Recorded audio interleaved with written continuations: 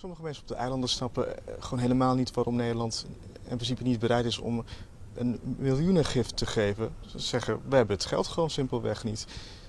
Nederland duwt ons het coronacrisis verder in. Wat vindt u daarvan, van mensen die er zo over nadenken? Nou, dat is feitelijk niet juist. Alleen al vanwege het feit dat de leningen die nu verstrekt worden, leningen zijn waarin niet hoeft te worden afgelost de eerstkomende 2 jaar en ook geen rente verschuldigd is. Dus dat zijn hele aantrekkelijke voorwaarden. Ik heb gezegd, we gaan ook na afloop van die periode kijken hoe we daarmee verder gaan. Het geld is nu beschikbaar, dat is voor de snelheid om de processen op gang te brengen.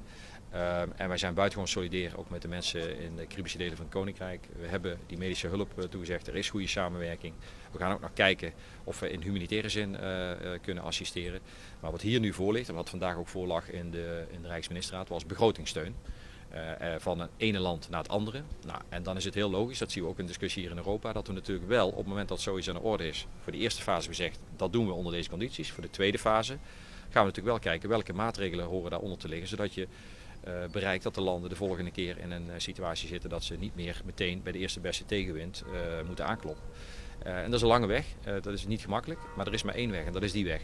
De andere route zou namelijk zijn dat je totaal afhankelijk wordt financieel van Nederland. Ja, dat is niet volgens mij het construct van het Koninkrijk met 4 landen binnen het Koninkrijk. Dus daar zullen de landen zelf een bijdrage moeten leveren en wij kunnen daarin assisteren met kennis. Maar ook door beschikbaar stellen van die zeer gunstige leningen.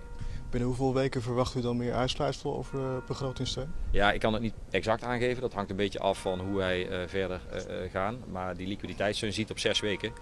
Dus voor die tijd zal daar duidelijkheid over moeten zijn. Ja.